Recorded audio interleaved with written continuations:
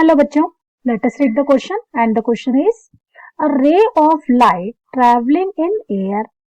It is incident at a grazing angle 90 degree on a long rectangular slab of a transparent medium of thickness 1 meter.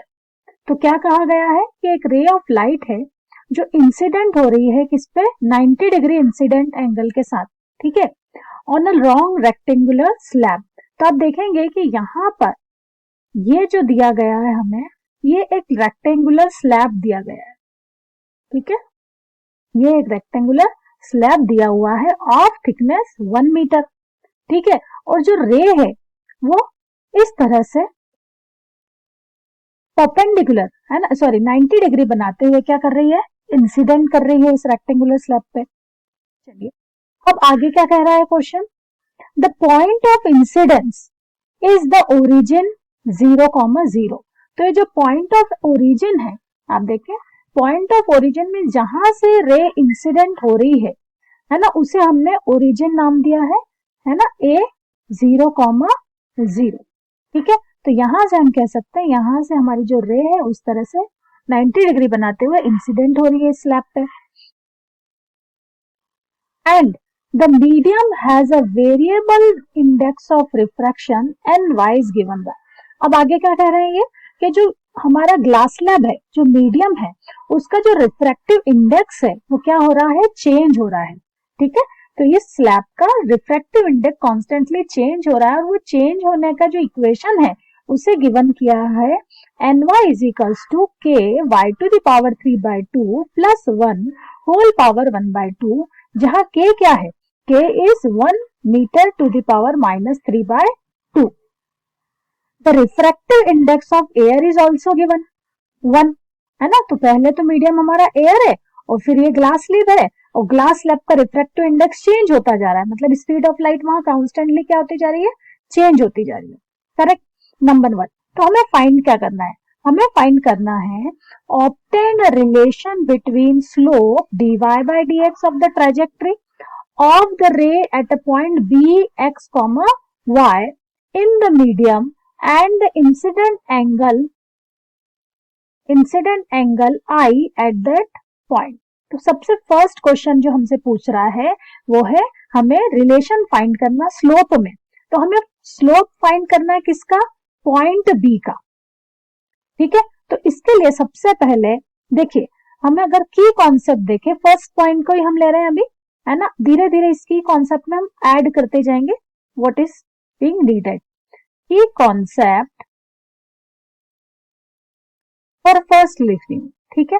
First में हमें slope find करना है, तो हमें पता है slope that is being known by small m, जिसे हम इक्वल टू कहते हैं tan theta is equals to dy by dx, correct है। तो यही हमारा की कॉन्सेप्ट है, हमें सिर्फ m is equals to tan theta की वैल्यू फाइंड करनी है, ओके। तो चलिए स्टार्ट करते हैं। सबसे पहले हम इस डायग्राम को थोड़ा सा हम ओरिजिन एक्सिस के लिए ड्रॉ कर लेते हैं। तो ये सपोज करते हैं हम, ये हमारा है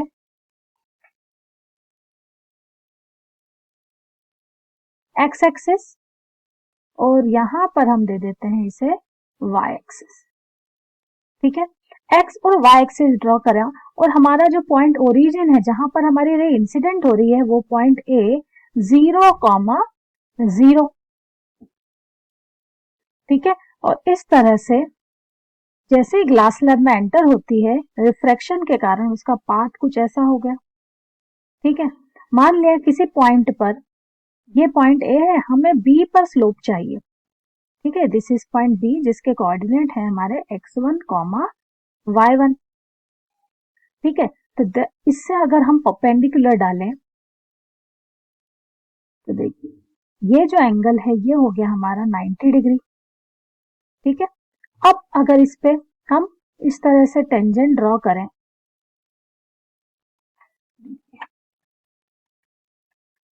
अगर हम इस पे टेंजेंट ड्रॉ करें,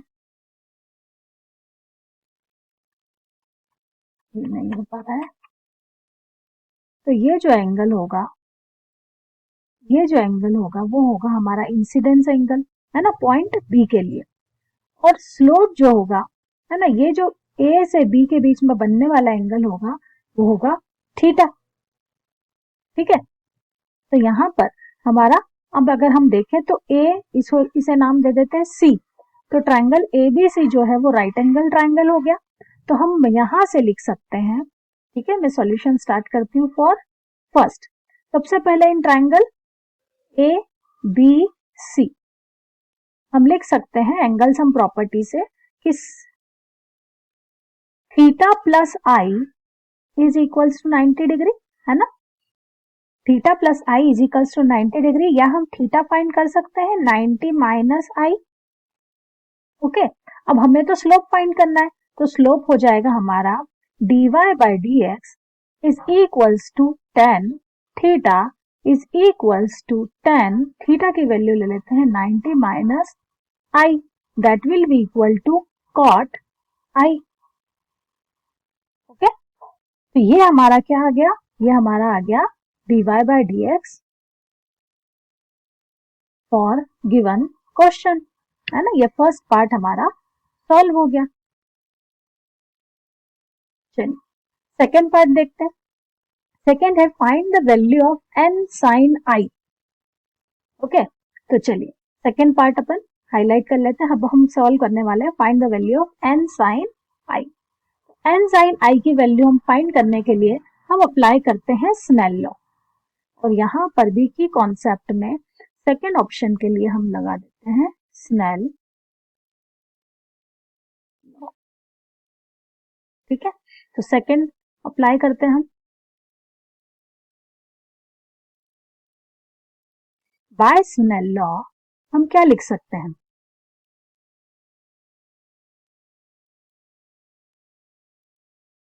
हम लिख सकते हैं n इज इक्वल्स टू, है ना, refractive index is equals to sine of incidence angle and sine of refractive angle. चलिए अब यहाँ बात करें कि इंसिडेंस एंगल हमारे क्वेश्चन में क्या दिया गया है, तो इंसिडेंट एंगल हमारे क्वेश्चन में दिया है 90 डिग्री, तो हम लिख सकते हैं हियर ग्रेजिंग एंगल है incidence angle, so incidence angle is equals to 90 degree. अब बात करें आर की, रिफ्रैक्टिव एंगल की, ठीक है, तो यह जो आई इज इक्वल्स टू 90 डिग्री है ना, यहाँ पर अगर हम रिफ्रैक्टिव इंडेक्स एंगल देखें तो हमारा रिफ्रैक्टिव एंगल हो जाएगा, ये इंसिडेंस एंगल है, देखिए पॉइंट ए पर अगर देखें, अगर ये इंसिडेंस एंगल है तो ये जो हो जाएगा हमारा, ये हो जाएगा हमारा रिफ्रैक्टिव एंगल। ठीक है, तो ये किसके इक्वल है, साइन आई के इक्वल, तो ए पॉइंट पर आर की वैल्यू हम लिख सकते हैं आई, तो यहां पर हमारा क्वेश्चन में कन्वर्ट हो जाएगा n is equals to sine 90 by r की प्लेस पे आई है आई साइन, तो रिफ्रैक्टिव इंडेक्स इंसिडेंस एंगल पे डिपेंड कर रहा है। ओके, तो that is n sine i is equals to 1, तो ये हमारा सेकेंड पार्ट की वैल्यू आ गई, सेकेंड पार्ट सॉल्व हो गया, है ना, साइन 90 की वैल्यू 1 है। Now let us read the question third. So third is saying obtain the equation of trajectory yx of the ray in the medium। तो इस रे के लिए हमें इक्वेशन ऑफ ट्रेजेक्टरी फाइंड करनी है। तो देखिए यहां से लिख सकते हैं हम थर्ड।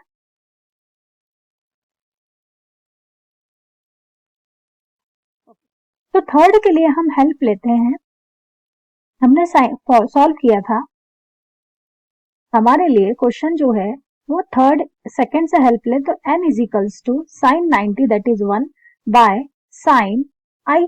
लेकिन हम यहाँ जो क्वेश्चन में दिया है कि रिफ्रैक्टिव इंडेक्स जो है वो ग्लास स्लैब का कॉन्स्टेंटली क्या हो रहा है, चेंज हो रहा है, तो हमें n न लिखते हुए n y भी लिख सकते हैं, है ना, y जैसे जैसे y की वैल्यू चेंज होती जाएगी, देखिए डायग्राम में जैसे जैसे y की वैल्यू चेंज होती जाएगी वैसे वैसे रिफ्रैक्टिव इंडेक्स चेंज हो रहा है, और वो रिफ्रैक्टिव इंडेक्स चेंज होने की इक्वेशन हमें दी हुई है, तो चलिए अप्लाई कर देते हैं हम।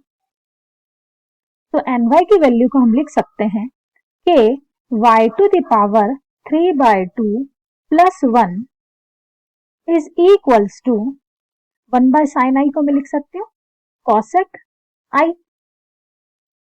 चलिए अब आगे लिखते हैं हम, यहां सॉल्व कर लेते हैं के y to the power 3/2 plus 1 to the whole power, sorry यहाँ होल पावर 1/2 भी है, whole power 1/2 is equals to cosec को इन टर्म्स ऑफ कॉट अगर हम लिखे तो by the identity we can write 1 plus cot square i. Okay, so by identity we can write cosec I is equals to root of 1 plus cot square I. अगर हम देखें so root and this power 1/2 and this root will get cancelled. So now we can write k y to the whole power 3/2 plus 1 is equals to 1 plus cot square I. 1 and 1 is getting cancelled. Now we will have k y to the power 3/2 is equals to cot square I.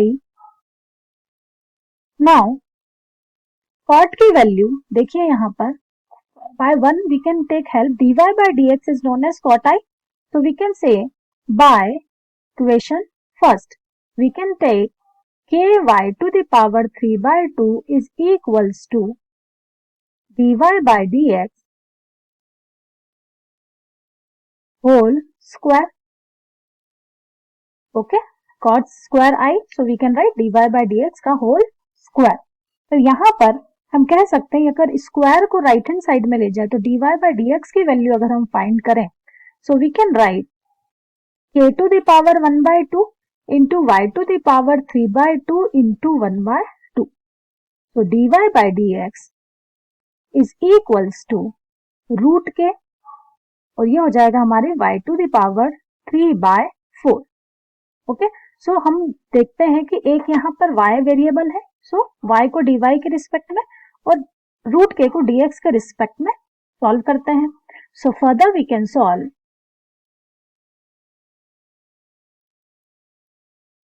we can write dy by y to the power 3/4 integration and here we will have root k integration of into dx. Okay, 1 into dx। तो y x का integration होगा 0 to किसी value x तक और y की value होगी origin 0 से ले किसी वैल्यू y तक। So we can write integration of y to the power minus 3/4 into dy from 0 to y is equals to root k integration of 1 into dx for the value 0 to x. Now y to the power minus 3/4 का LCM integration minus 3/4 plus 1, जैसे कि हम जानते हैं x to the power n का जो integration होता है वो हो जाता है x to the power will get added by 1 divide by that added power, है ना, टोटल पावर। तो देखिए यहाँ लिखेंगे y to the power minus 3/4 plus 4 plus 1 that will give us 1/4, negative नहीं होगा, -3 plus 4 ये हो जाएगा 1/4 divide by 1/4 is equals to root के 1 का इंटीग्रेशन हो जाएगा x और लिमिट अप्लाई हो जाएगी 0 to x। यहां भी हम कह सकते हैं लिमिट अप्लाई हो जाएगी 0 to y। 1/4 कांस्टेंट है, हम बाहर ले जाए इंटीग्रेशन से, करेक्ट। तो यहाँ पर वैल्यू अप्लाई करने से बाहर ले गए, अब हम upper limit minus lower limit apply करेंगे, so that will be y to the power whole 1/4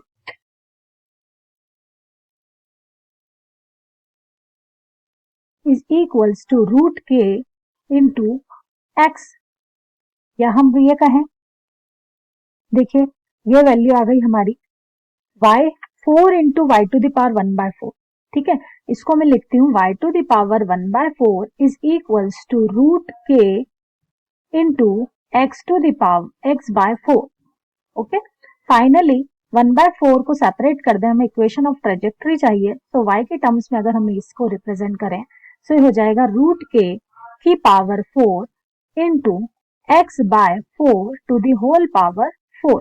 root k को we can write k square x/4 whole power 4 is y, correct. So this will be the equation of trajectory for the part third. Okay, this is solving for part third, answer of part third. चलिए देखते हैं fourth क्या कह रहा है हमें. Fourth question कह रहा है determine the coordinate x1 y1 of point P. यहाँ पर हमें पॉइंट P गिवन है. थोड़ा सा मैं चेंज कर देती हूँ, हमें पॉइंट P गिवन है तो P लिख लेते हैं ना, इससे कोई बहुत ड्रास्टिक चेंज नहीं आएगा. और यहाँ भी ट्राइंगल में मुझे ABC की प्लेस पे क्या कर देना चाहिए, P. चलिए तो हमें पूछा जा रहा है determine the coordinate x1 y1 of the point P where the ray of intersect the upper surface of the slab air boundary. अब वो क्या कह रहा है कि हमें equation of determine x1 y1 के कोऑर्डिनेट चाहिए पॉइंट P, तो वो तो हमने फाइंड कर लिया है. Where the ray intersect the upper surface of the slab air boundary. Okay, तब ये कह रहे हैं हमसे कि ये जो पॉइंट P है यहाँ पर, ठीक है, पॉइंट P के लिए हमें कोऑर्डिनेट चाहिए x1 y1 के लिए वैल्यू चाहिए जब रे जो है अपर सरफेस को इंटरसेक्ट करती है. तो देखिए अगर अपर सरफेस को इंटरसेक्ट करती है सो y1 की वैल्यू तो क्या हो जाएगी, थिकनेस 1 मीटर थी तो y1 की वैल्यू तो हो गई हमारे लिए क्या 1. करेक्ट. तो हमें कोऑर्डिनेट के लिए किसकी वैल्यू चाहिए, ओनली फॉर x1. तो ये वैल्यू हम फाइंड कर सकते हैं with the help of equation number 3. तो अब हम करते हैं इक्वेशन 3 की हेल्प से x1 y1 कोऑर्डिनेट की वैल्यू फाइंड करना. तो चलिए यहां पर आ जाते हैं हम फोर्थ. ठीक है, फोर्थ हमें कह रहा है ना, हम हेल्प किससे लेंगे, by equation third, by equation number 3. देखिए इक्वेशन 3 हमारी कह रही है y is equals to k square x by 4 to the power 4. अब यहाँ पर हमें अपर सरफेस के लिए फाइंड करना है. अपर सरफेस मतलब हमारा k की जो वैल्यू है ना, हमें दिया है यहाँ पर, देखो बच्चों k की वैल्यू जो है वो क्या दी है 1. करेक्ट. तो k की वैल्यू अप्लाई कर देते हैं. और refractive index for air is also given 1. Okay, और y क्या है, y हमारा जो है refractive index in terms of 1, in terms of है ना y था. तो ये देखिए हम यहाँ कह सकते हैं here value of k is equals to 1 and y is equals to 1. Okay, तो चलिए देखते हैं, ये वैल्यू हो गई हमारी.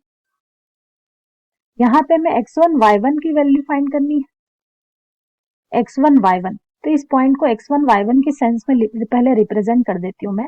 तो ये हो जाएगा ये y1 x1. Correct. Point P के लिए इक्वेशन हो जाएगी equation trajectory y1 is equals to k square x1 by 4. तो देखिए y1 की वैल्यू हमारी क्या हो गई 1, जो कि हमने कहा थिकनेस कितनी थी टोटल 1. तो ये वैल्यू अप्लाई कर दे, 1 is equals to 1 x1 by 4 whole power 4, इसकी पावर 4 ले लें अगर, है ना. अब now exponent will be is same, तो बेस भी सेम होंगे. So 1 is equals to x1 by 4. तो यहां से हम x1 की वैल्यू ले सकते हैं 4. ये हमारी x1 की वैल्यू आ गई. तो कोऑर्डिनेट ऑफ P लिख दे हम, coordinate of P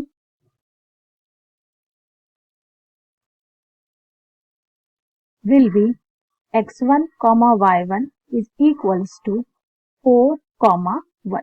Correct. Now this is the time for solving fifth part. चलिए फिफ्थ पार्ट देखते हैं हम.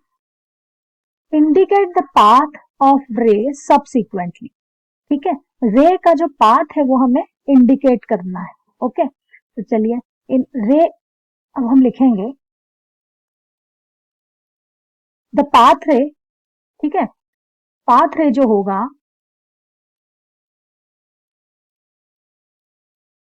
will be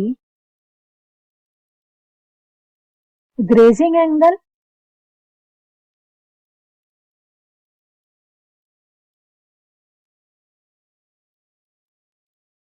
as emergence angle. ऐसा क्यों, देखिए जब किसी ग्लास स्लैब में से रे बाहर आएगी तो जिस एंगल से वो इंसिडेंट होती है उसी एंगल से वो क्या होगी, बाहर आएगी। हमें पता है I is equals to e, correct. तो हम कह सकते हैं कि अगर ग्रेजिंग एंगल हमारा incident angle as a grazing angle है तो इमर्जेंस एंगल भी वही होगा। तो हम इंसिडेंस एंगल के लिए हमने फाइंड किया था n sin I is equals to 1। यहां पर हम I इज इक्वल्स टू क्या रख सकते हैं, E। तो यह वैल्यू हो जाएगी हमारी। और n इज इक्वल्स टू क्या है, refractive index of air, correct. Refractive index of air हमें 1 दिया गया है, तो हम लिख सकते हैं 1 into sine E is equals to 1, that is sine E is equals to sine 90। So E is equals to 90 degree, correct. और यही हमारा क्या हुआ, यही हमारा फिफ्थ पार्ट का आंसर हुआ। So this is the path ray that emergence angle will also be perpendicular to the glass slab. So student, there are 5 part of this question. Main जो की कॉन्सेप्ट थे वो 2 ही थे, है ना, स्लोप फाइंड करना और स्नेल लॉ अप्लाई करना। फर्स्ट के लिए हमने स्लोप की वैल्यू फाइंड करी, सेकेंड पार्ट के लिए हमने n sin I की वैल्यू फाइंड करी, दैट वाज आस्क्ड। थर्ड के लिए हमने इक्वेशन ऑफ ट्रेजेक्टरी फाइंड की है, okay. This is y is equals to k square x by 4 to whole power 4।